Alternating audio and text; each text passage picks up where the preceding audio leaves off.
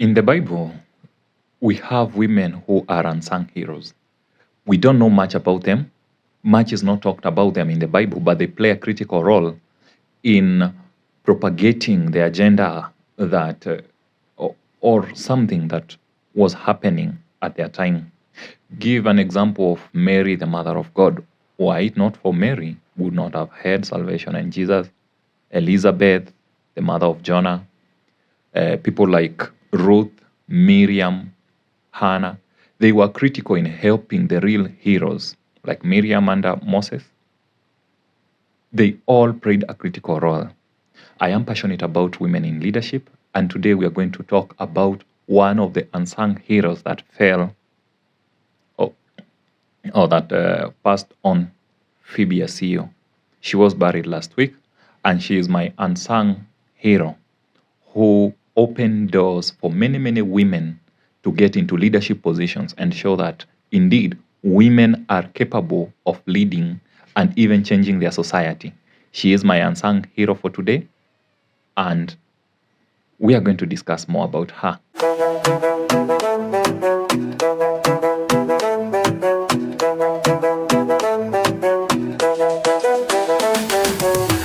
Well, thank you for tuning in. Thank you for finding us. Thank you for coming here again if you're already a subscriber. And I hope that you enjoy this episode.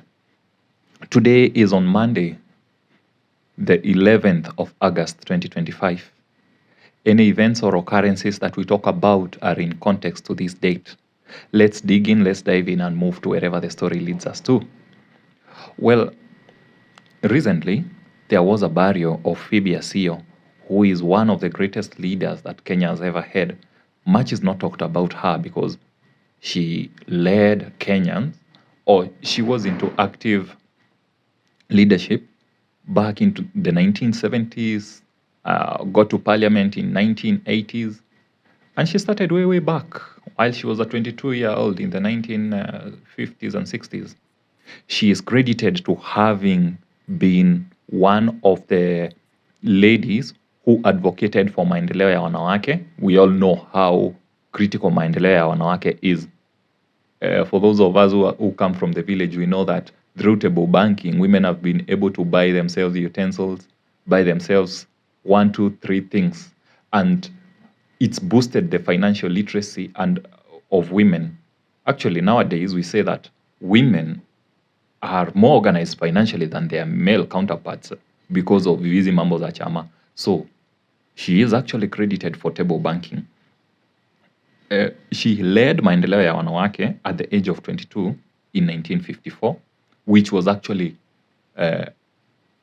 founded by Wazungus, but she later quit when she realized that these people don't actually mean well for the blacks. They didn't want black people in positions of leadership. So she went ahead and propagated the same cause with another chama called Usalama wa Wanawake, because she believed that these people who had started hii maendeleo ya wanawake were not really for the blacks being in positions of leadership or even helping them. In her book, in her autobiography, she stated how there were several bottlenecks, especially in the financial space, where she tells of how she was trying to open an account with Postbank. And while she was trying to open the account, there were several bottlenecks that she had to encounter. For instance, she needed the presence of her husband to open her account. She even needed a note from the paramount chief. Just imagine in the 1970s having to open an account and you ask, lazima ukuje na bwanako. How many women would tolerate that today?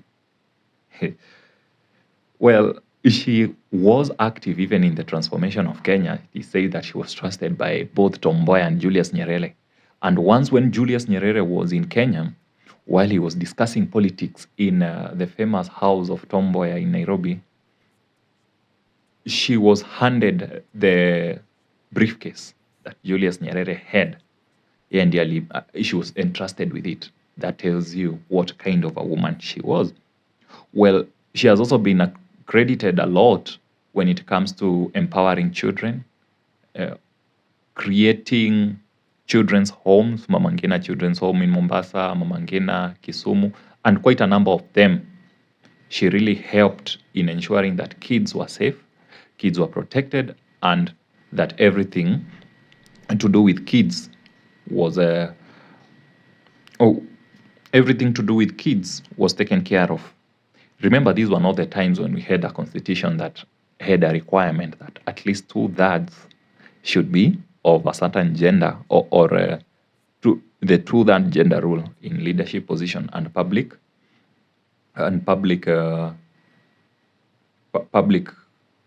offices. We have, over the generations, especially as Kenyans, we've seen that women are capable of leading, that they are not short of leadership. And we can celebrate some of our heroes in Kenya who have really taken women leadership to the next level. We celebrate our own, the late Honorable Wangari Maathai, among other people who we can indeed say that these are women who transformed, who changed the world. And in as much as some people don't get the flowers that they deserve to, we can indeed see the impact that they've left behind. I never knew that the table banking concept was from Phoebe Asiyo. Having been a banker, I've seen what table banking has been able to impact, especially on consumer and the SME level, where people come together, you save together, you borrow together, you insure each other, and you develop together. It's a really good thing that we have, and you can always use your savings or the savings that you have in your chama as your security and be able to unlock financial freedom, because I'm a firm believer that the easier people, or the more easy it is for people to access credit, then the easier it is for people to empower themselves and even improve their their social and economic welfare.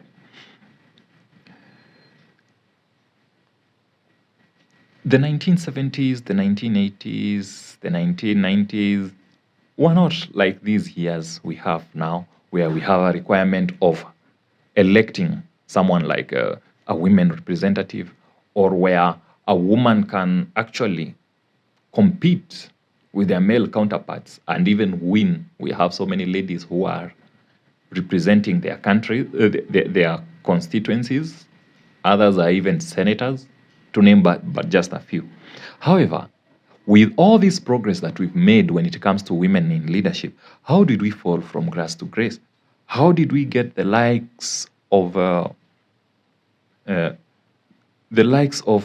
Karen, Esther, Millie, people who've twerked their way to parliament? How did we fall this low? How did we fall so short? Gets me to wonder.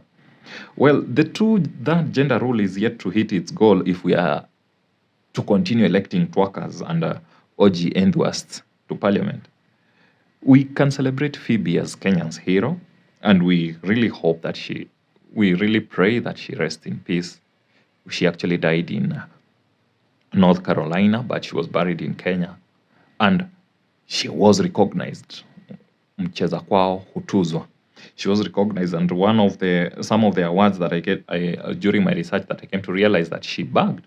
One was First Class Chief of the Burning Spear, Doctor of Humane Letters from Lehigh University, and an honorary doctorate from the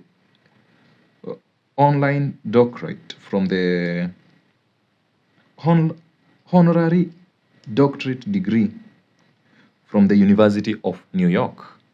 Well,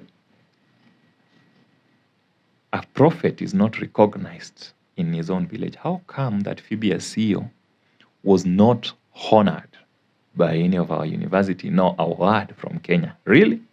Well, being the woman that she was, she's among the few people who spoke when Obama was in Kenya, and she really represented the women so well.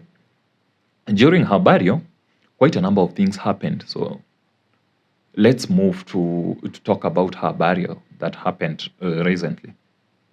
During that burial, we saw Raila Odinga, His Excellency, and also the President Ruto attend the burial. So that should tell you what kind of a significant lady that she was. And Raila had a lot to say about the current happenings in our society and warned the government about something. He talked about the MOU that they have, the bread-based government, of course, and actually spoke against police brutality in the presence of the president. Oh, wow. That was, for me, a good thing, but are you speaking it for the sake? Let's listen in to what Raila had to say sometime last week in regards to the MOU and police brutality.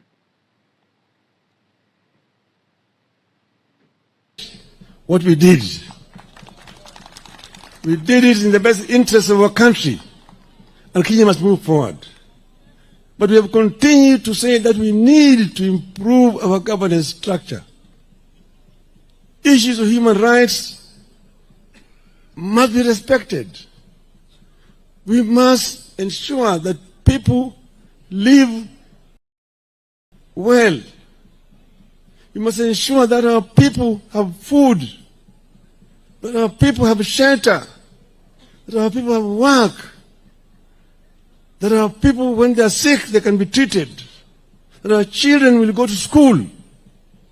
This is very, very important to us. This is a very important indeed. And that the cost of living need to be brought down.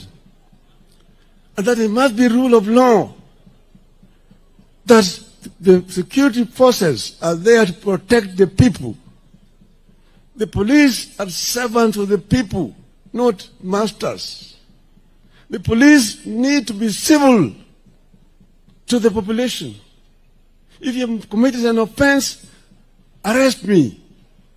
Take me to prison, take me to court, and let the court find me guilty and imprison me. But do not use your own weapon to assassinate me. Don't shoot me. Don't shoot to kill. Don't shoot to kill. Don't shoot to maim. Arrest and charge in a court of law. That's what is called rule of law. And we have sat together and reviewed the MOU that we signed last year, this year. And we have now put together a framework to ensure that the MOU is implemented to the letter. This is going to happen. Those who have been maimed, those who have been injured, those who have been in hospital, and those who have died, the families of those who have died will be compensated. And we said we go back to just not 2024, 2023, 22, we go back to 2017. From 2017 up to date, all those people who have been maimed, who have been killed and so on, the families are going to be compensated. And we have got to put in place a framework for that to happen. Secondly, we have also a structure. All those who were maimed and killed are going to be compensated. Wow.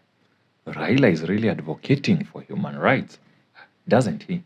He actually says that the MOU that he had for the broad-based government with Ruto will actually ensure that police brutality does not happen. He even says that you should not shoot to kill, neither should you shoot to maim. I'm not definite whether the president is in agreement with that, because he's been on record saying that you can shoot on the leg. Shoot someone in the leg, mpeleke hospitali, ukimpeleka kotini. We know that risasi si mawe. Risasi si mawe. You cannot equate a bullet to a stone that once you are hit by a bullet, you'll just get hurt. Well, we are talking about human rights. Are there really human rights in Kenya? Someone can decide your fate on whether you're going to live or not. We're talking about human rights, someone having food, shelter, nini. It's all about human dignity and work, having something to do. Do you really think that there is human dignity in Kenya? Do we dignify the human life when we kill and maim, when someone kills himself, in a police cell, and we are told that he hit himself against the wall, when Rex Masai is shot in the foot and he actually dies, then what are we trying to say? Well, Raila had much more to say, and let's listen in, because he says that we are not supposed to judge them right now. We are not supposed to judge the bread-based government right now. However, let's judge them when it comes to 2027. Let's listen in further to what he had to say. A structure of how to ensure that the MOU itself is implemented to the full. And that's why next week you're going to have a joint parliamentary group meeting to ensure that our members of parliament implement what we need, put up structures in place so that we can be able to implement what we've agreed on. This is going to happen. So I just want to say, the naysayers, give us space, give us room, and judge us in 2027. And we've said this is going to remain in place up to 2027. After that, we will see where we go to. The MOU is in place up to 2027. Then after that, we can judge them. Oh, wow. Even KCSE is tested after 4 years of learning. However, in between, we do reviews. We try to examine the students to try and see, have they really grasped the concepts at the end of the term, during the midterm? And these results will actually act as a litmus test to how well will this student, how well will this learner perform when it comes to the final exam. So, Bwana Raila, I don't totally agree with you when you say that we should judge you in 2027, because if you've been failing within the first term, you've been failing within the end of the term, then why do you want us to think that when you are in Form 4, at the end, at the tail end, that you will pass your exam? Something doesn't add up, does it? Well, he says that the bread-based government can only be judged come 2027. We don't know whether it's doublespeak, because he says he's against police brutality, but his counterpart in the MOU agreement tells us that you should be shot in the leg. Well, he had to attack Rigiji, and let's listen to what Rigiji had to hear from Raila Odinga. Even you're saying one term, so what? It's the Kenyans who will decide the term, and we will see where we want to go. I am confident when that time comes, we will face Kenyans squarely and tell Kenyans, this is why we did ABCD, this is where we want to go. Utasema yako, tutasema yetu. Tuone Wakenya watamini nani. So hivyo mimi sina wasiwasi. Piga kelele namna hiyo. Bweka tu. Kongo hiyo ni kama hiyo ngurumo ya chura. Ngurumo ya chura haizui ng'ombe kunywa maji. Ng'ombe itakunywa maji. We will be able to move beyond 2027. I'm confident we will move beyond 2027. Nobody should try to threaten us. We are Kenyans like you are Kenyans. Don't go and say that Kenyans is sectionalized. Sisi ni watu wa bahari.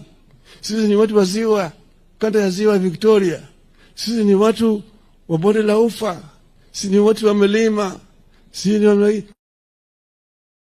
Kenya. All and every Kenyan matters. It's not a question of blood relationship. Oh, you're our cousins. You're our cousins. You're our cousins. So those are your cousins. Those who are not your cousins, what are they? Are they not Kenyans? Are they not Kenyans? Don't tell us also that the government has got shareholders. Watu wengine wako na share mingi, wengine wana kidogo, wengine hawana shares. Then why are you collecting taxes from those who don't have shares? Why do you tax them? You collect shares, money from them, and you say they don't deserve services because they did not vote for you. Shame on you. Shame on you. We want to live in a civilized society in a civilized manner, in a humane manner. We want Kenyans to be proud as Kenyans. Kenya is a great country. Kenya is a great country. Kenya can transition to a first world. There's no reason why Kenya cannot move the way Kenyans equivalents have done. We can do it when we create enabling environment for Kenyans to thrive. Kenyans can excel. I've seen Kenyans excel elsewhere. I've seen countries much poorer than Kenya transition and become first world. Korea is one. Vietnam was bombarded by Americans for many years. Nobody believed that people remaining in Vietnam. Today, Vietnam's economy is up there. Energy consumption in Vietnam today is 70,000 megawatts. Kenya is only 3,500. We'll go that route. There are many things that can be done here. When we sit down and plan properly, Kenya will be able to take off. Mr. President, we had Vision 2030. It's not been followed very well. As we now want to work with you, we want to ensure that we bring Vision 2030 back on the table. We also revive the NESC, National Economic and Social Council, so that all those flagship projects that we coined during that time can be revived and make sure that they're all moving together. Wow. So, according to Raila, there is no reason that Kenya cannot be a first world country. However, there is every reason that Kenya cannot become a first world country, because why are we watching while our counterparts are just overtaking us? We've given the example of Korea, is given the example of Vietnam, to name but just a few. Well, with the impunity that we see, and I believe that Kenya is not like our politicians don't know what problems ail us, but we lack the goodwill, we lack the leadership to deliberately do what is right, to create an enabling environment. But remember, we are not here to speak economics, we are not here to speak about empowerment. I really wanted us to delve into what the attacks that he made on Rigiji. And Rigiji, in as much as he's been instrumental in the movement of trying to expose the evils that have been done by the government, and even the one-term movement that he's created, you can really tell that there's a lot of shock within the government and those who are pro-government, especially the bread-based.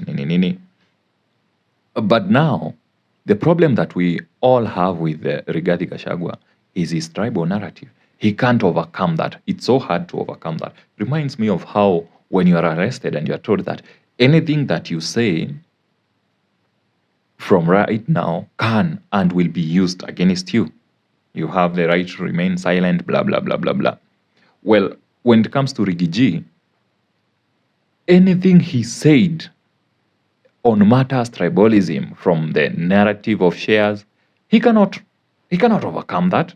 Yes, you are implementing an MOU that you had with the president and other leaders, but the fact remains, it was from a tribal perspective. So you are part of the problem. You can't overcome that. And that will be one of his major undoings. If Rigiji were to be announced as the presidential flag bearer of the United Opposition, or whatever they are calling themselves, then I think it would be a really easy time for the likes of Ruto and Raila, because, of course, he's painted himself as a tribal leader. He's high cousins, high brothers, high sister, high mashemeji. We've all had that narrative. And he will have a very hard time removing that tribalism card. The cousin narrative is actually good for the tribal politics, where you are saying these are our cousins, we followed each other, but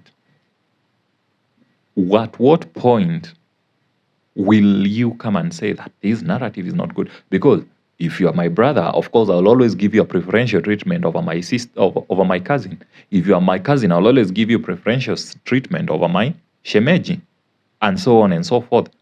So what will happen when we are in 2027? Will it be brothers versus sisters?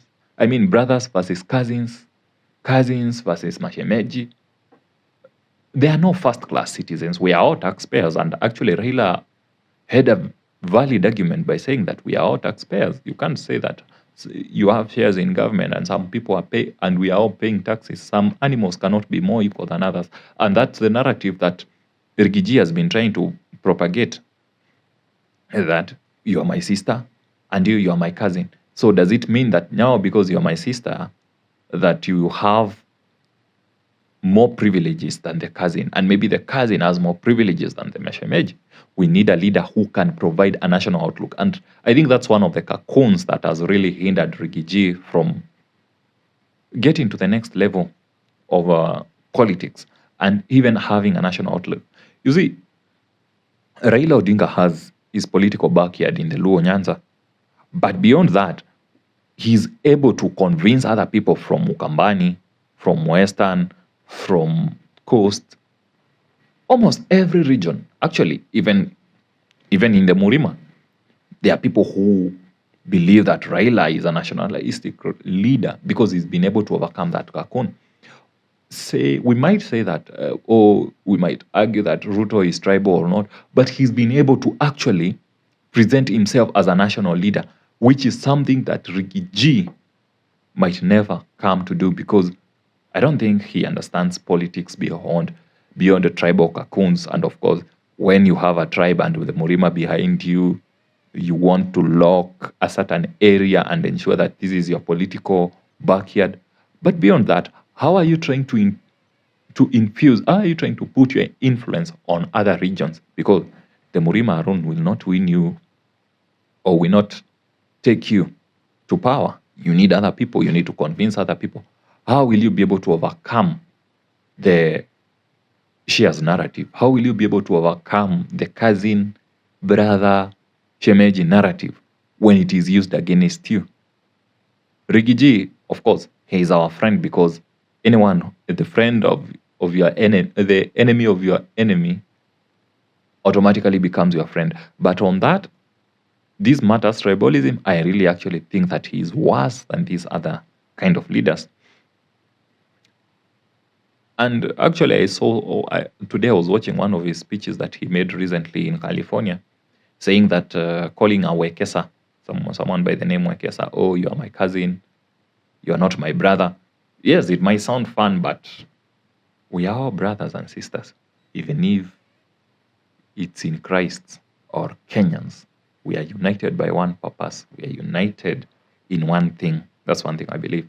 Well, let's move on swiftly to another story that I had prepared for you and I really found interesting. This is about matters gambling. I'm passionate about matters gambling because I believe that this is one of the ills that has pulled back our society. Gambling is so bad that gambling as an addiction, being a behavioral psychologist, I've come to realize that with different forms of addiction like smoking, drinking, you might feel that, oh, this guy actually smells like alcohol. You can tell, oh, he's overindulging. I met him, ameanguka kwa mtaro. He was too drunk. He smells of alcohol. So you can tell that there's an abuse of a substance. If someone is smoking and they're smoking too much, you can really tell, even from the smell, you can tell, oh, wow, this guy, bana, you're misusing drugs. Mbona unatumia madre vibaya? When it comes to gambling, when it becomes an addiction, you can't really tell whether this person is suffering from a gambling addiction.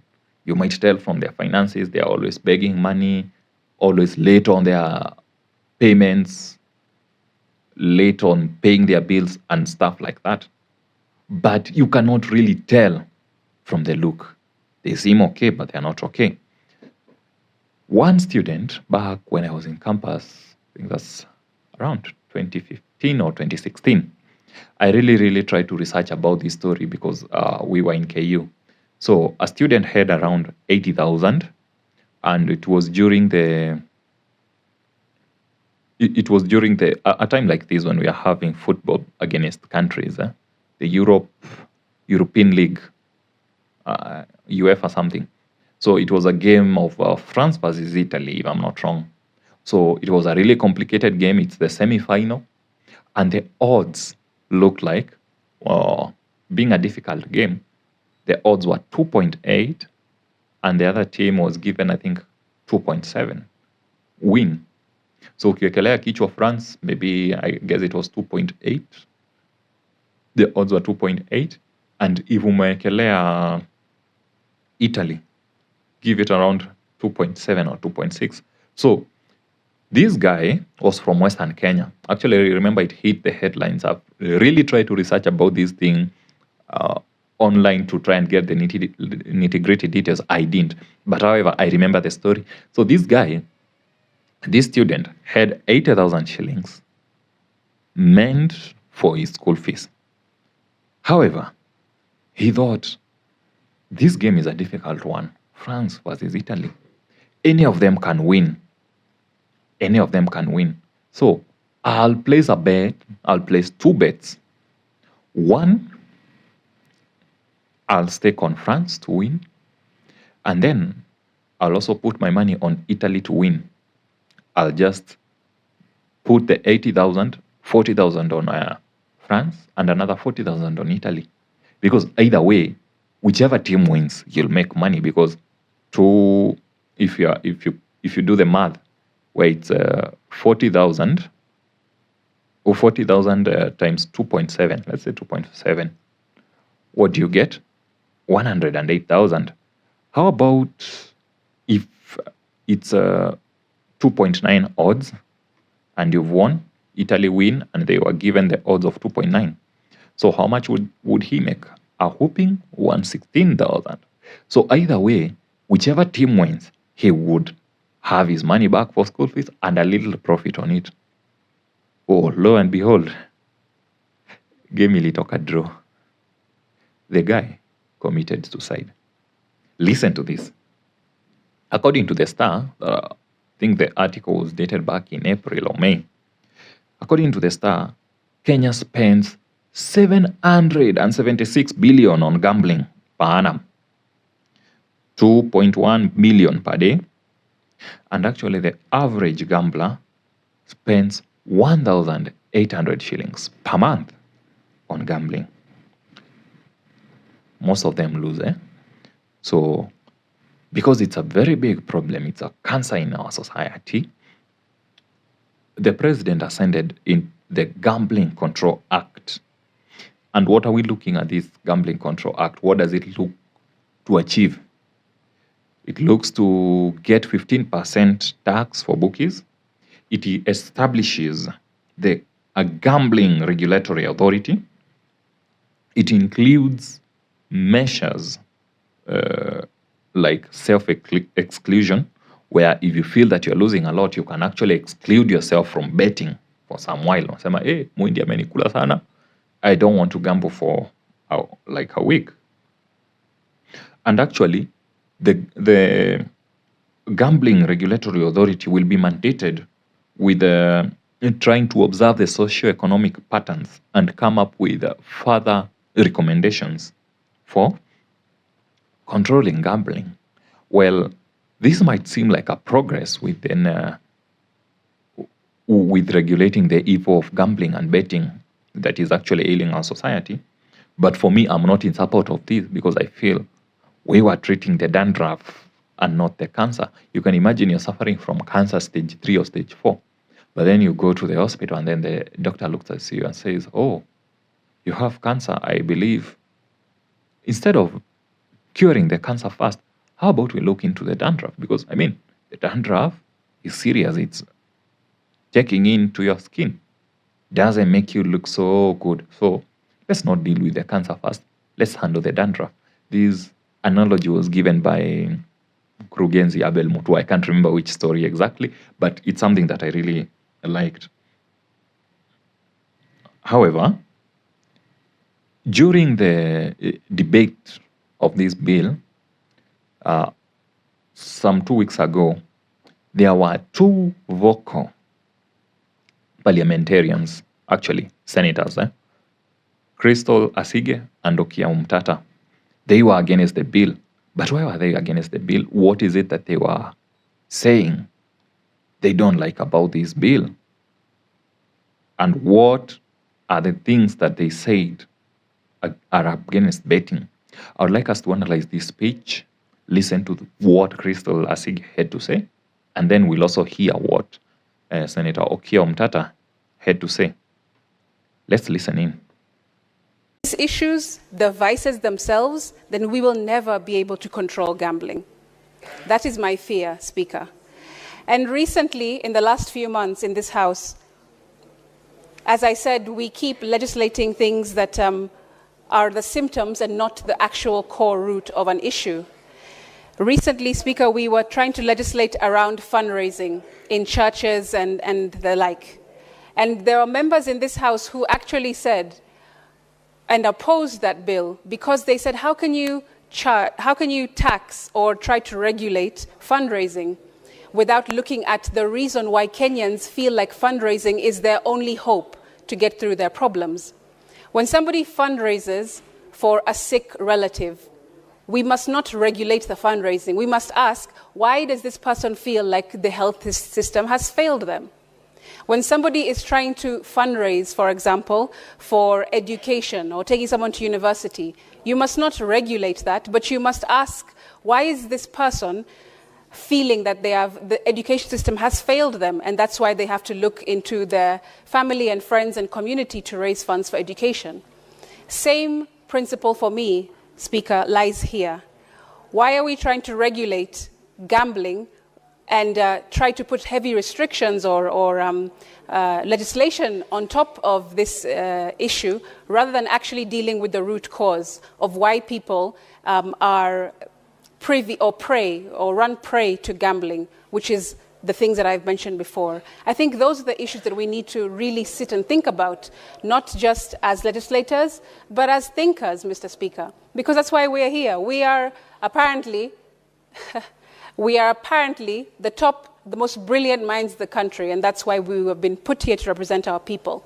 And if we cannot sit and think about the root cause of our issues as a country, rather than always treating the symptoms and slapping a piece of legislation on top of it, then we will never, ever control anything. Nonetheless, gambling is my opinion, Speaker. And even if we go ahead Senator Mungatana Cherargei and AD, please consult in low tones so that we can hear Senator Crystal. Proceed. Thank you for protecting me from the members who are consulting. This is a very emotive subject, and I'm sure that they are busy discussing my submission as I speak. Thank you very much, Speaker. I want to just underscore and re-emphasize that we need to think about the root cause, curing that, or preventing the root cause, rather than thinking about how to cure it with a piece of paper and regulations. Speaker, even as a creative, let me speak from the perspective of a creative. We recently, in the last financial bill of last year that was thwarted by protests across the country, Speaker, there was a provision or a proposal to start taxing creatives, the creative industry. And creatives came out in large numbers to say, how can you tax us or regulate us when you haven't created an environment for us to even thrive in the first place? What are you going to tax out of us? Creatives said. And Speaker, that same idea, I will take it not literally, but there are similarities from that to this, which is, why would you want to tax a base of people who clearly are showing symptoms of issues that we have not solved as society? Rather than solving them, we are punishing them for being unemployed, for being addicted to alcohol or drugs or pornography, whatever the case might be, when we haven't actually sat down as thinkers and the most brilliant minds in the country and looked at the research and actually engaged with evidence-based legislation to then realize that, hey, this may not be the actual, or it may not be a sustainable solution to just write a piece of legislation. We need to actually go down to the base, to the core, to the bottom line, which is why are our people feeling the need to continue to gamble their lives, their assets, their dreams, their possessions away, instead of looking for earnest work, looking to cure their mental illness, looking to address their addictions, looking to stop watching pornography. Mr. Speaker, for me, that is something that is poignant, and I had laid it out very clearly when we looked into this bill in the Labour Committee. It's still the case now, even though there's mediated version, which has not really addressed that same question, which is maybe philosophical, but still has to be answered by somebody. And I would have hoped that this mediated version or this committee would have addressed those kinds of issues rather than slapping us with yet another piece of legislation which may never, ever solve our problem and never bring any kind of control to gambling. I thank you. Wow, brains at work. I'm proud of Senator Crystal Asige. She might not see physically, but she sees everything, especially at the policy level. She's able to express herself. And like, you remember we were talking about women in leadership, and I asked, how did we fall from grace to grass? How did we fall from the likes of Phoebe Asiyo to the likes of Karen, the likes of, I don't want to mention names, but if you are watching by now, you all know. You can compare and contrast. Well, Crystal is trying to ask that we use evidence-based practice, empirical evidence, we use science to actually control gambling. Why is it that people gamble? Personally, I have gambled before. I've lost a lot of money. I actually quit because I'm not a very big fan of losing money. Even if it's 20 bob and I have like 100,000 in my M-Pesa and I just lose 20 shillings, oh my. Literally that lady who swept the whole house looking for that one coin. Out of the lady who had 10 coins and then she had to sweep the whole house to get that one coin that was lost. I'm literally that kind of a person because I don't like losing. Well, I once fell for this get rich quick gimmick, didn't have something to do, and actually thought that betting, that was my stupid me, young and stupid, thought that betting was actually an avenue to make money. Little did I know that I was just falling victim. And I wish I knew. Not like I wish I knew, but these are lessons that you learn. During the day, you think that, oh, it's a get-rich-quick scheme. You are going to bet. You are so sure that Arsenal will beat Man U. Of course, this coming, the Premier League is coming up. And who thinks that Manchester United will beat Arsenal? Who can ever fathom of that? So, of course, you can stake the whole life on Arsenal. And then, fast forward to a few days, it comes out as a draw, or even they lose because you can't predict, can you? Then, it's not even about sports betting alone. We've seen the dangers that Aviator has led us to. We've seen this gambling being advertised during prime time. We've witnessed that. And you wonder, where are we headed as society if we are going to present gambling as an opportunity and always showing that, oh, people are doing good, such kind of stuff. Well, let's hear in what Senator Okiya Omtata had to say further about this Gambling Act. Thank you, Senator. Senator Andrew Omtata.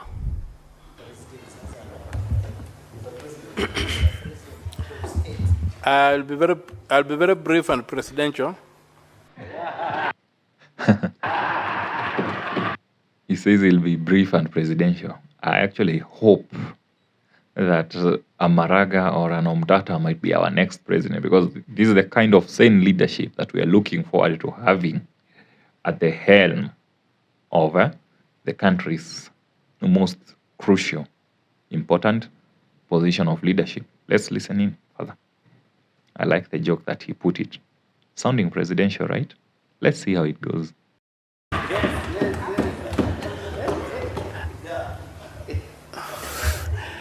First of all, this is a bad bill. It is tackling a very, very technical area without any scientific study having preceded it.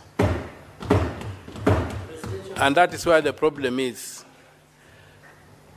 The root cause of gambling is the misconception that it's a shortcut. It is a shortcut to making wealth. There's a shortcut to creating wealth.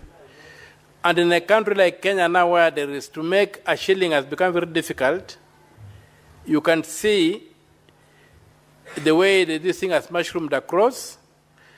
And maybe we may need to withdraw this bill, have a proper study on what is driving this issue, and then come up with scientific solutions. When I look through this bill, I don't see anything that is scientific about it, and I don't see any solution proffered. Yes, there's need for regulation, but by doing what? There's need for education, but by doing what? There's need for so many interventions, but by doing what? So I think, Mr. Speaker, this bill, though a good idea, but it's not being done well.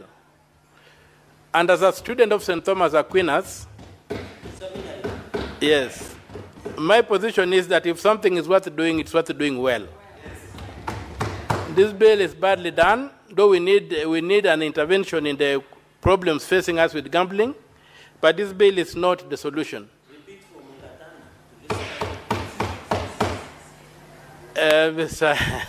Senator Mugatana did not support the bill.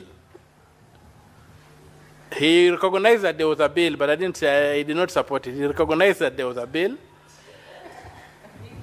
And for me, Mr. Speaker, in the absence of a serious study, we are really groping in the dark, and we are likely to make a bad situation worse, thinking that we are doing something to improve it. So I would say that this bill be withdrawn, and a proper study be conducted by the state. Then, from that study, the state can bring us a bill that can address the issues in the industry. Because you have seen even situations like, if you look at all the adverts on gambling,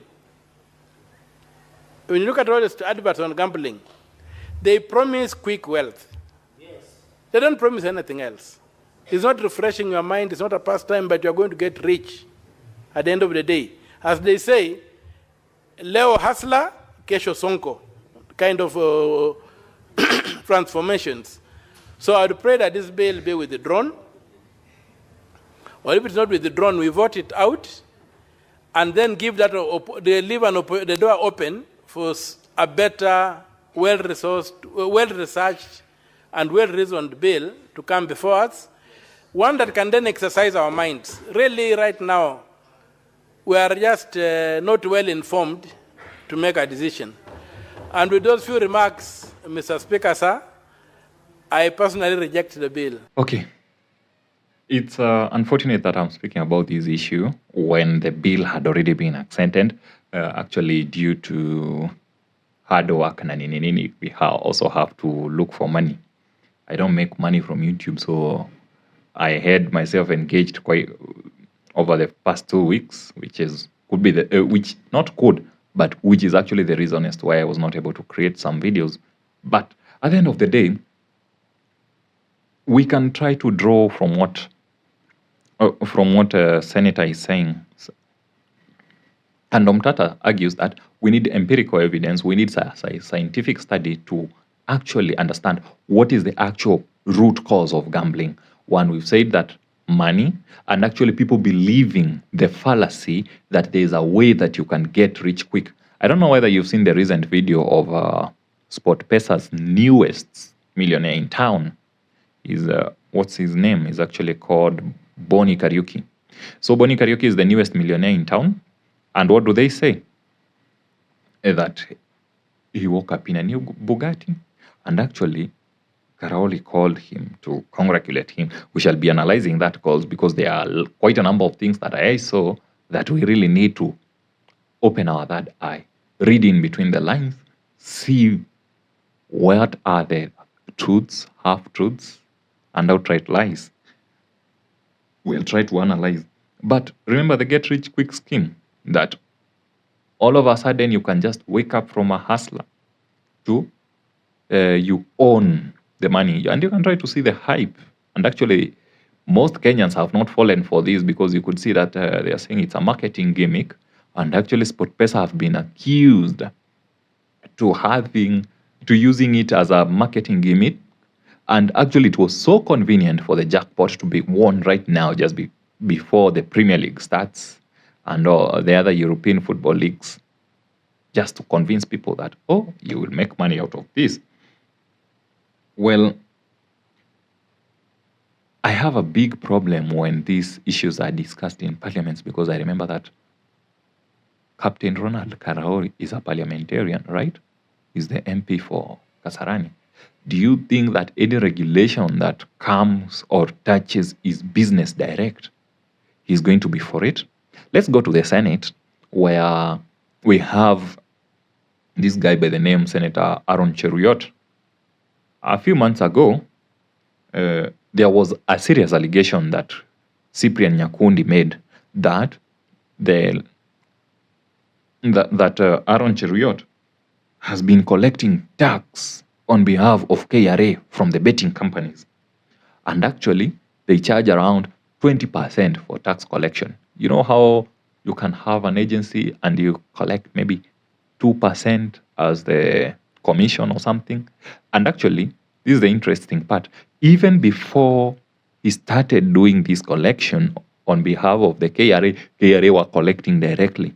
So I don't know how it happened that he's collecting. So we have people within the corridors of parliament, within the corridors of power, who actually have interests in the gambling industry. Do you think those people are going to allow any regulation that is meant to reduce gambling be passed? Remember, I'm a lover of business, and I believe that in business, every person should walk away happy. I don't think betting does that, because in betting, for me to win, the house has to lose. And for the house to make money, I have to lose. So there's never a win-win situation when it comes to gambling. There's never a win-win situation. One has to lose for the other to win. So there will always be a disgruntled member. I remember talking to one of my friends, I won't say his name, was working in a betting company in the accounting section. He would tell me that one day they would wake up, they are less than a million shillings, and after the winnings, they are swimming in money, 200 million. Hiyo siku ni ile unasikianga Man U imeangusha watu, au sijui umeangushwa na timu moja, mwindi anasema kuja. So that's how crazy gambling can be. Remember one thing, they always say that the house always wins. So they always ensure that the house always wins. Number 2, do your math if you are a gambler, and I can challenge you on this. If you are making more than 40%, if you are winning more than 40% of your bet slips, then they'll flag you. You think that they are here to give you money? They are here to make money. And if they see that you are winning, of course, means that you are hurting them bad. They'll lock your account. So when you talk about matter self-exclusion, minimum betting amount, then we've had a regulation where they are saying that the capital, actually with this act that was actually accented recently, they are saying now that the minimum amount that you can use to bet is 50 shillings. The minimum amount that you can use to open a gambling business is, I think, 1 million from 250,000. That's the minimum capital, blah, blah, blah, stuff like that. But do they really solve the gambling problem? I would tell you no. And remember, Mtata was talking about using empirical evidence and to solve the gambling issue. For me, as a behavioral psychologist and a researcher, I actually have a recommendation. Senator Mtata, if you get to hear this, I have this recommendation. This is actually a psychological recommendation that definitely could work. When someone gambles, they receive a message. You've placed a bet of this against this, possible winnings, this. If you win, you'll actually receive a text message that will tell you, hey, congratulations, Anthony, you've won your bet, blah, blah, blah, blah. However, when I lose, these people don't send me a message. So we move to reinforcement, behavioral psychology, positive and negative reinforcement. That message alone that you receive, it's like the M-Pesa message. You hear people telling you that ile message tamu kwa hii dunia ni M-Pesa. Na pia hiyo message ya kushinda inakuanga tamu sana. However, these companies are well aware that if we try to inform the marker that, hey, if we try to inform the person who's gambled that, hey, you lost your bet, I'm sorry you lost your bet, try to place again next time. They'll lose hope because they'll be receiving so many of them which they've lost vis-a-vis the ones that they've won. So through behavioral psychology, I believe that if these companies were mandated to actually send all messages, whether you win or lose, you should receive a message to tell you, hey, Anthony, you've lost your bet, try again another day. That will work as a negative reinforcement. So if you are still able to continue and bet again and again and again, then it means, oh, you have such a thick skin. Negative reinforcement will help remove this problem of gambling. That would be my recommendation. I'm a researcher. You guys send it. Come look at me. Nitawasaidia na hii mambo bana. Gambling it's not rocket science. It's something that we can do because I believe, especially when it comes to addiction, it's a behavior that through negative reinforcement can be shunned, because every time they send that message, it's a form of positive reinforcement. So, Senator Mtata, consider that. But let's dive in and look at this call that Ronald Karaori made to Bonny Karaoke. Let's look at it because actually most Kenyans have dismissed it as a marketing gimmick that failed terribly. Let's listen in. I actually observed quite a number of things that were talked about, and I really wished I had the time to discuss this earlier on, but I saw that nobody saw the things that I saw. So let's listen in to this call, and I'll be giving you my 2 cents about this call because we live in such an interesting country. Hello? Hello. Yes. Hey, Bonnie. Vipi? Poa. Uko wapi sahi? Niko kalao niko wapi? Uko wapi? Unajua nani anakupigia? Ni nani? Karauri. Ndio huyo sasa. Wow. So Bonny Karaoke was well aware that this is Karauri calling him. Well, how did he know? One might argue that alijua aje na amepigiwa tu na Karauri from the random. How did he get to know that it's Karauri who is calling him? Well, most likely, maybe he was following the games. He already knew that he'd won the jackpot. Let's assume it's actually real that alishinda hii jackpot, 434 million. So that's the first assumption, that he won the jackpot. And then we'll be looking at what is the actual probability from a scientifically, what is the actual probability of winning a jackpot? Tutaangalia. Just let's analyze the call first. So assuming alikuwa amefuata game zake zote akaona zote 17 ziko inside. So when Karauri is calling, this guy most likely, let's give them the benefit of doubt that he was well aware that he's the winner. And if in actual sense he did not win, then he had been pre-coached that this is what you are going to say during this call, which is actually the version that I'm going to go with. The assumption that I'm going to go with is that this guy was coached. Here are my reasons. Let's dive further. Sasa ni sauti yangu. Mimi ndio nakupigia.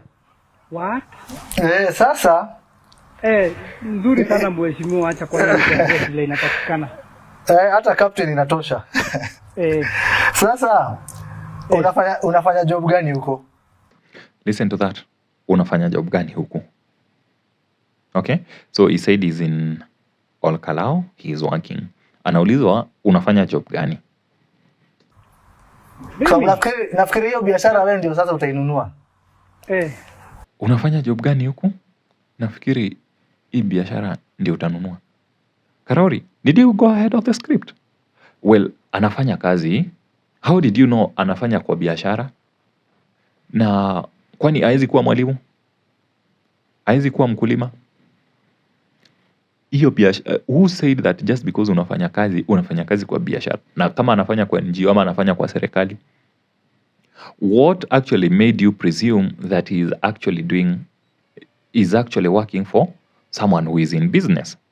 For me, hapo kuna swali. Let's go further. Sasa wacha tusinunue. Oh, remember he had also said that unafanya kazi wapi? Kwa sababu nafikiria hiyo biashara ni wewe utainunua. One, do you think that Karauri might have thought that maybe Boni forgot part of the script? That he was to say, nafanya kwa duka, niko kazi, nafanyia mtu biashara, bla bla bla bla bla. Where did this biashara thing? Specifically nataka analyze hiyo biashara. Nani alimwambia just because uko kazi, uko kwa biashara ya mtu? For me, there are more questions than answers. Aya, okay. Continue further. He says, sasa nadhani wewe ndio utanunua hiyo biashara. Karauri, hakukuambia kwa biashara in the first place. And why did he say that he wants to buy the business? Or why is it that anaona anunue hiyo biashara? Is it so profitable that it would attract Boni Kariuki to buy the business? Ama ni ile ya mlikuwa mnanitumia vibaya, sasa mimi ndiye mwenye biashara, niko na hiyo pesa, niko na kiburi, I'm now the overall manager, mlikuwa mnanimistreat. You know that thing of siku nitapata do, bosi atanijua, kwanza nitanunua hii bizi yake nini bla bla bla bla. Anyway, that's me overthinking, so I digress. Let's continue the call. Juu ninakuwa na biashara yangu. Okay, lakini sasa tutaketi tupange vile tutafanya kwa sababu sasa okay, so Boni Kariuki anasema ako na biashara yake. Biashara gani hasa? Hatujui. Let's listen in further. Niko na habari nyingine, hata unajua nimekungoja kupigia mtu hii simu nafikiri saa miaka 5. Sasa wewe ndio umeshinda mega jackpot bana. It's been 5 years since the mega jackpot was won. 5 years since Ronald Karoli called someone to congratulate them for winning the mega jackpot. Remember, the mega jackpot has 17 games, The normal jackpot, I think, inakuanga 13 games. I'm not definite about it, but I mean, iliacha kugambo kitambo sana. Okay, let's continue. 424 million 660,000 shillings. Yes. Unasikiaje? Kwani hauna furaha? Sasa unajua mwanaume ingekuwa yani nimeumbwa vitu tofauti sana. Mimi hivyo tu ndio naweza sema. Na vitu zingine ni God, hata huwezi jua. Yani wacha tu tuseme ni God. Mimi ni tofauti sana. Wewe uko na bahati sana. Ni kama ni God. God. Hata nikwambie. Wow. Ni God. Boni Kariuki is not He's asked, why are you not so excited? Mbona ufeel poa na umeshinda? Unacheza na 424 million wewe. Unakumbuka venye Rigiji alikuwa 200M yake imefriziwa. Ulikuwa unaona venye alikuwa aggressive. Then you have 424 million na maybe hata saizo ulikuanga nafuliza. Bana, why are you not excited? Maybe he wasn't following the script, right? Why are you not excited, man? You've won 424 million, he says. Oh, bossy, I'm a different man. Hata nikwambie, unajua hii tax. Okay, now on this part, listen to the marketing gimmick. The catch. Here, he's now selling. Remember that Ronald Karaori is a businessman, so he's selling a product. So, what does he have to offer? Let's listen in. Ya kukata winnings. Hata umepata hii jackpot sasa zile hiyo sheria imetolewa. So hii pesa yote inaingia kwa mfuko yako. Mimi nimekupigia kuambia congratulations. Thank you. Pia mimi niko na hiyo furaha yako. Nilikuwa nangoja sana mtu hapa at least ashike hii jackpot. Imekaa sana.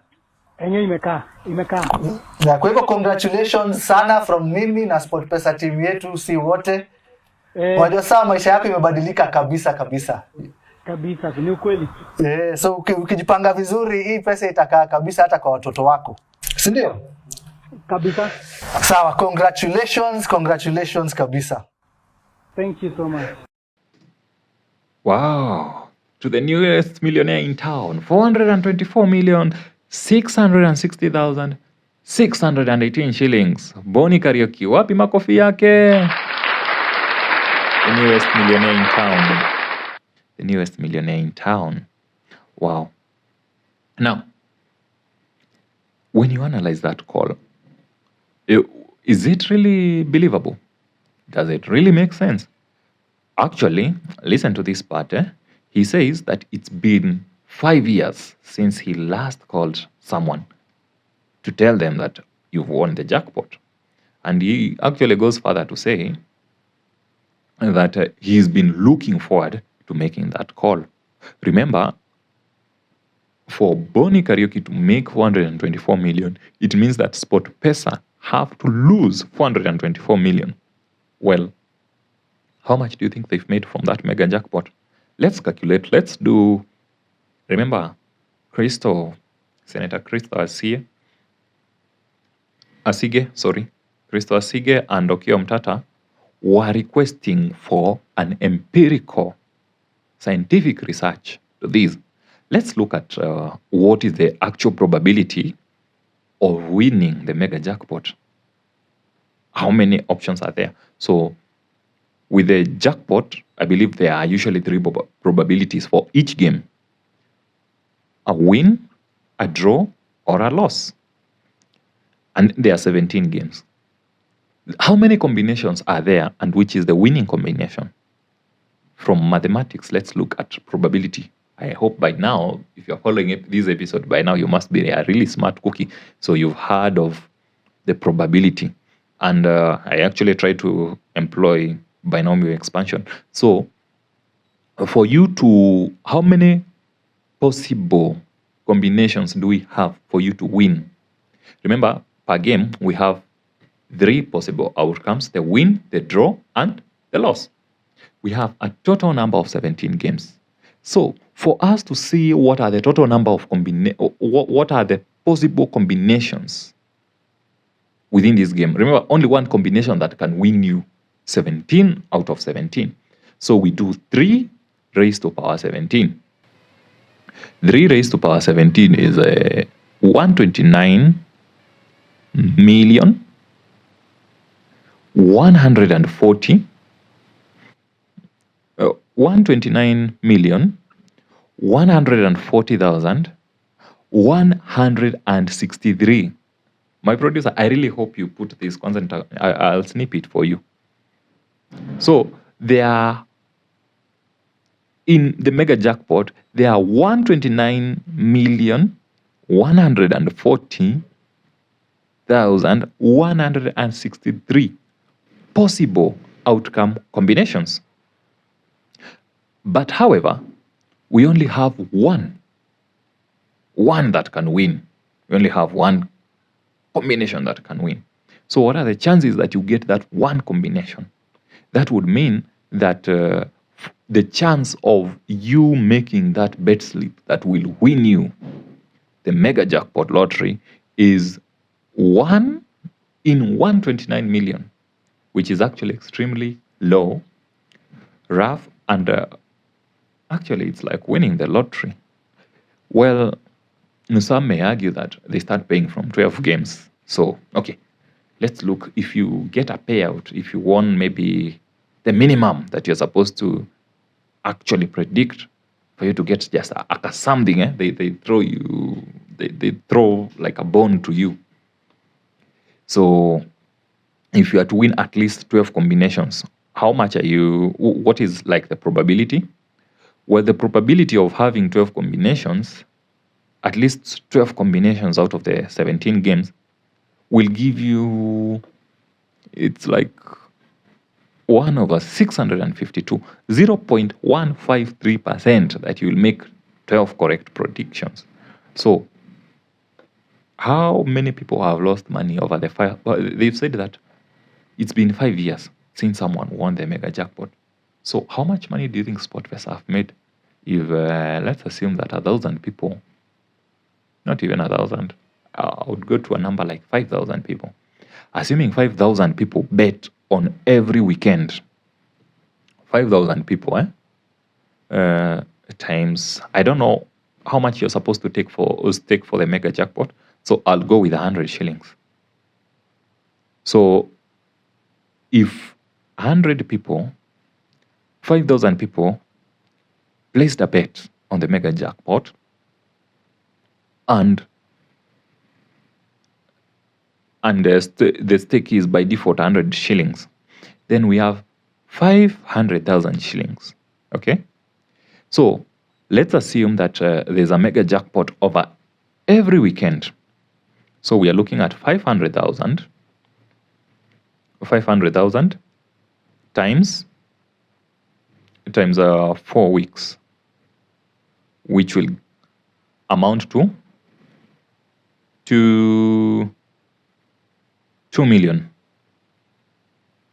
Now, these 500,000, these 2 million shillings, let's do 2 million in a year.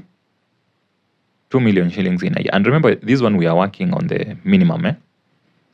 2 million shillings in a year, in a month. Let's see how much it translates to a year. In 1 year. How much will you have made times 12? How much should that give you? Just a minute. Calculator yangu inakataa kufanya kazi. But 24 should be 240 million if I'm not wrong. Yeah, it was actually easier to do it with my brain. Computer zilikuja kutufanya tukue lazy. So 240 million times 240M times 5 years. Times 5 years. How much do we have? Oh, infinity. There's a number here, 120. I think 120B. Yeah. 120 billion. So after 4 years, what is 424 million if you've made 120B over the first 5 years? Well, toa cost of production, nini. So to do 20, let's do away with the 2 and truncate this number round off to the nearest 10. So equal 1B. So if you have 1B, what is 400 million? That shows you. So who's the real winner? Is it Bonnie or is it SportPesa? Who's the real winner? Who actually lost? Well, the glamour comes, oh, he's won, nini. But why are we not talking about those people who've lost?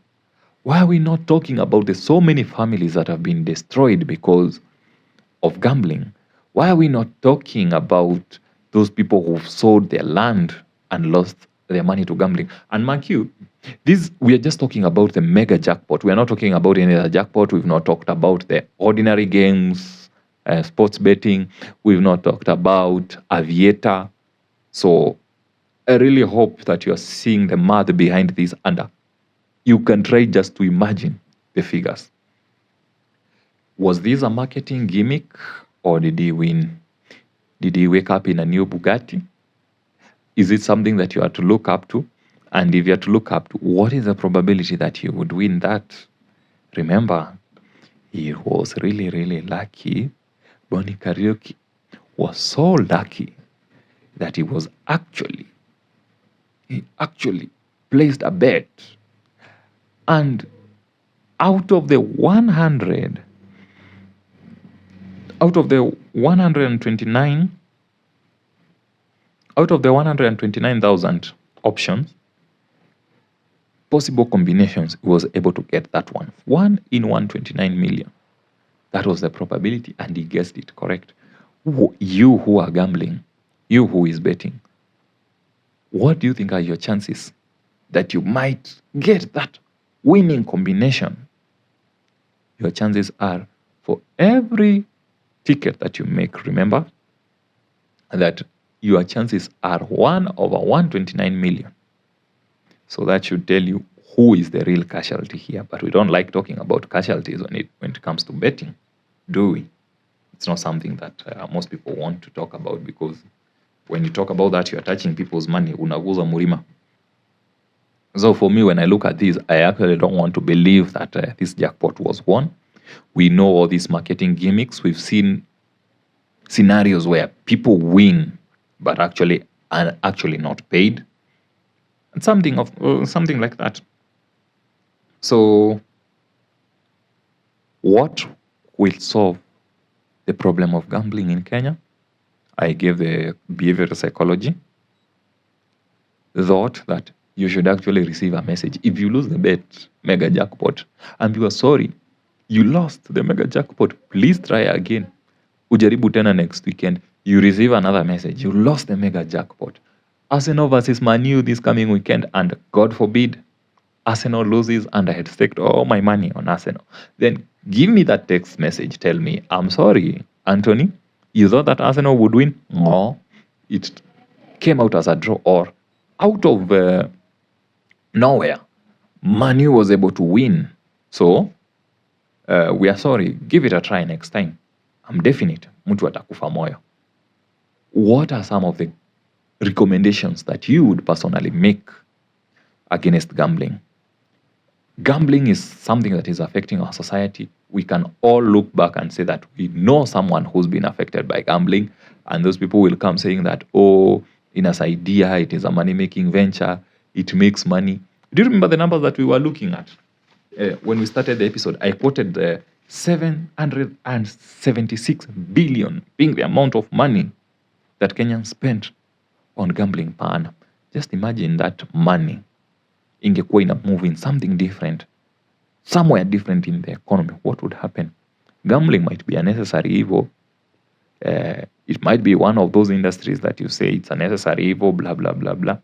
But we can have proper regulations where we actually reduce the amounts of betting. Personally, I even forgot to say that this policy that they passed is actually reducing the minimum amount that you can stake to 50 shillings. So, ukitaka kubet, lazima ukuwekele at least 50 shillings. I think that should be raised to at least 1,000 shillings. Actually, if I was president, I would be mean enough to make it 5,000. Because kama you cannot afford to lose 5,000 shillings, then what business do you have gambling anyway? That's how you protect your people. I want to stop at that. And thank you for tuning in, listening, and actually if you've watched till this point, that means that this is an episode that you really took to heart, and I thank you for being here. We value your feedback. We appreciate your feedback. Talk to us. What is it that you'd like us to improve? What is the positive things that you like about our talks? Give us feedback. We value it. We will take it positively and try to improve going forward. Remember to like, subscribe, share this episode with someone who you think might be of the same opinion, or someone who actually needs to hear this. You know, someone with a problem to do with a gambling addiction or any other form of addiction. You know, someone who has who is passionate about women in leadership. And you think this is the kind of episode that they will be intrigued to listen. Feel free to share, subscribe, and until next time, see you and thank you.